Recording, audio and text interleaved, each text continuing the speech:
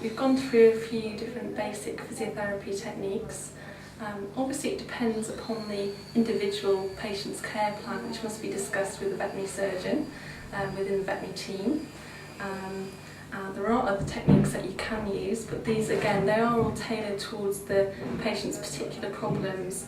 We were discussing before about flexing the joints during passive physiotherapy. You can of course manipulate any joints that can be manipulated, so you can actually kind of move the hock instead of the stifle.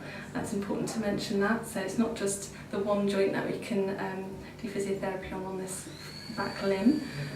Also, even the metatarsals here, they can have physiotherapy as well. It's actually very important to give small amounts of physiotherapy regularly, so typically 3 or 4 times a day, several times a day, and each period of physiotherapy isn't usually very long, 10 minutes at the most.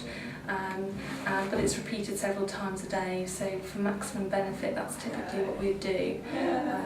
But again, there are certain situations where you wouldn't do physiotherapy because it actually might distress the patient or cause them to be uncomfortable, or as we were saying about the chest physiotherapy, if there is a fractured rib or if they've had thoracic surgery, if they've had a stenotomy done, that would actually be contraindicated. And even patients with clotting disorders, if you are doing chest physiotherapy, that can actually cause big problems and actually cause them to bleed. So you have to be very careful, which is why it's so important to maintain good communication within the veterinary team and discuss what you are going to do before you do it, and when you're planning your patient care plan. That's very important.